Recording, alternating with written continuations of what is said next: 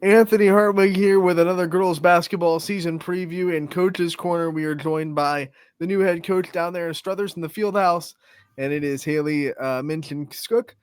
Coach, thanks for coming on and joining us and talking about this program that I know you're excited to take over. Yeah, thanks for having me today. So let's talk about kind of the job opening and what drew you to this job and how excited you were when you were able to take it. So I'm an alumni of Struthers. I went there from kindergarten, graduated there. Obviously, was a member of the girls basketball program as a player. Coach Grandy, after I graduated college, scooped me up, and I was, helping out with him. Stayed on with Bill Nieder, uh, and then once, Coach Fritz, resigned and left. It was a no-brainer that I wanted to take over the program. How much does it mean to you to be able to take over a program that you played in? Like you said, you're an alumni, you're Struthers through and through. You care about this program more than maybe someone that would come in off the street away from Struthers. So how much does it mean to you that you're the one that they're trusting to take the reins and take this program? It means everything to me to be able to give back to a community that gave so much to me. My time here, I teach in Struthers. I know these kids. I've been around these kids for many years. So just for the administration to have their trust in me to kind of lead this program in the right direction means a lot.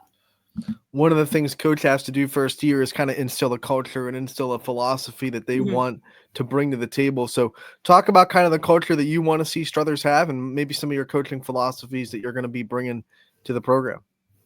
Yeah, I brought in a great coaching staff, great support staff with me. I have Kara Bornemis, who's my JV coach. She was with us last year. She's someone that I could trust to kind of lead our younger players and grow them for me. Coach Jack Berman, he stayed on from last year, and obviously, head coach at Mooney. He was at Girard. I think he was at Ursuline at one point. He has such a wealth of knowledge that I can learn from him as well. He's staying on. He does like our scouting reports and our film, and he's very, very helpful. And then I brought in my varsity assistant, who I was so lucky that she moved back from Tennessee, and I was able to scoop her up. Her name's Erica Wilson. She's coached for like 20 years, head coach, assistant coach. So again, just being my first year, I want to surround myself with people that, have head coaching experience. They can mentor me as well. Just, I want this program to succeed, and I just want to surround myself with people that are going to help me do that. I have a great group of kids. They come to work every day, and they bust their butts, and they're ready to work. And whatever conditioning drill I throw at them, or making them uncomfortable, they take it in stride, and they're ready to grow. They're ready to learn. Coaching philosophy, I want to play hard. I want to play aggressive. I just want to bring back that Struthers grit. I know my coach, Coach Grandy, would always say, "You get your hard hat in your lunch pail, and you get to work." That's kind of what I want back in this program. Coach, let's meet some of those great players that you have that are working hard every day for you. Go through your roster, kind of shout out the names that we're going to be seeing in the field house this year for the program, and maybe some new faces that we'll meet this year as well. Yeah, it starts with our seniors, Ava Croyle and Caitlin Kimball. Ava Croyle, I can't speak more highly about the kind of player and person that she is. Just a very strong leader. Um, Busts her butt, and the younger kids see that at practice, and they follow suit. Um, she could play inside, she could play outside, she could shoot, she could dribble. She's kind of my brains of the operation. She knows when to slow things down and just kind of take control of a situation. Caitlin Kimball, she's coming back this year from an ACL. Um, I've known KK since fifth grade. I had her as a student. She's also a great leader. She's a great person. Again, plays inside, outside. Um, Heck of a shooter. I would hate to have to defend her because she'll pull up from anywhere on the floor. And then, we have our juniors. We have Bella Solly, who, I see a breakout year for Bella. She's more of a role player for us. She kind of gives, breaks to some of our post players, but she'll step out. She'll hit some mid-range jumpers for you. She'll rebound. She'll hustle on defense. Again, a great kid. I can't speak enough about just the character of all the athletes on my team. Just, I'm very lucky to have such a great group of kids just all around.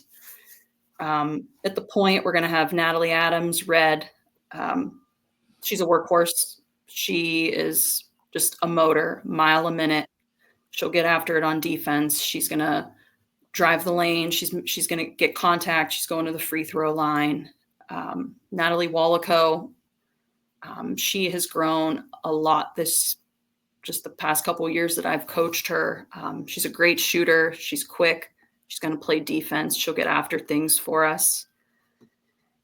Sophomores, we have Gianna Martin, who I tell G all the time, she could be one of the premier players in this area if she just keeps working and just keeps getting better every day at practice. Just a powerful post player. Very light on her feet though, so that's helpful. Viv Marker got some time last year as a freshman, just a very long and tall guard. She could play point for us. She could play wing. She can go inside if she needs to. I have a lot of versatile players that can play wherever I put them on the floor. Freshman that I'm excited about, her name is Mylea Law, has just an athleticism about her that is just so instinctual. She does things at practice, and I just look at my coaching staff and we're like, huh. So very excited to see her continue to grow and just really tap in just to some fundamental skill things, because the athleticism it's pretty insane. When I hear all those names, Coach, I hear a lot of players with plenty of varsity experience that have been there and done that on this level. How much is that kind of something that you guys can lean on to know that a lot of your players have been through pretty much every situation you can be through on the floor, and there's probably not going to be anything that you can show them or that'll happen to them this season that they haven't been through before? Yeah, I mean, experience in girls basketball is key. They've seen every press, they've seen every kind of defense, they've seen it all a lot over the years. So, if a play breaks down or, something switches up, I have players that I can trust that they're going to go out and play basketball. They're going to recognize what they need to do, and they're just going to do it.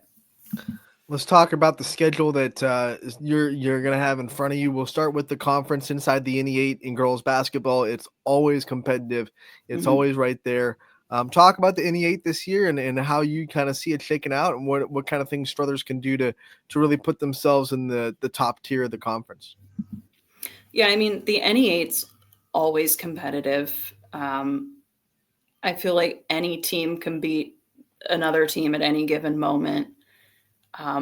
You have Niles and Lakeview. Lakeview has a new coach this year, so I'm kind of seeing, good things up there. Lakeview always plays us tough at their place, so that's a game that you kind of see on the schedule and you're like, oh boy, we got to really bring it there. South Range is always tough. Obviously, Poland, Girard. It's a very competitive league. I'm thinking just with, the talent we have and the experience we have, that we could shake things up, do a little better than we did last year. We had some losses and close losses overtime, like Hubbard, Niles, South Range. I really think that we can kind of step up and rise to the challenge this year in the league. The pressure and the stakes are a little bit raised in the league, but then when you go out of conference, it's all about just getting yourself ready for tournament time. Mhm. Talk about some of the non-conference games that pop up for you that you think are really going to challenge you guys and that you're excited for. Yeah, we always play a tougher, non-conference schedule, which we've been doing that since the time that, I played in school. It only makes you better for tournament time. You're more prepared. We play Warren Harding this year. They're quick, they're athletic, they're big, they're strong. Those are teams we want to play. I would rather play up in competition level than play down and you don't really gain anything from it. We have West Branch on the schedule, obviously a perennial powerhouse. Walter Shields, he has an amazing machine down there. We open up with Mineral Ridge, another great program. Mooney, Ursuline, just obviously like every season, just like powerhouses. So I'm excited. I love competition. I love getting the girls out and just playing, tougher teams that are going to challenge them. I think that's where you really learn like the best. Your first year is also the first year of tournament expansion. Usually in these Coaches Corner season previews, way too early to talk about tournament time, but since girls basketball and boys basketball and every sport pretty much not named football has expanded their tournaments and their divisions, let's talk about that a little bit, what you see out of it. What kind of doors do you think it might open for Struthers to be in a little bit of a more even division, maybe with more teams that are more comparable to your size, and how excited you are to kind of face that challenge? Yeah, I mean, we were always like a smaller Division two, so kind of playing like the bigger Division two schools. Like you have Canfield, West Branch was in our division, Ursuline. Um, I think I like it. I like just having more comparable schools in tournament time.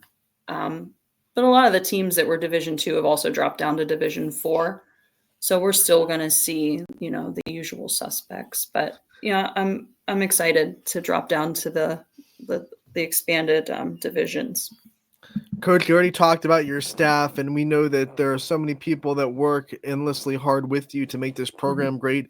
Is there anybody else that you think needs to be shouted out or given, their flowers for helping you build this program and being behind your back when you're going to build this Struthers basketball program?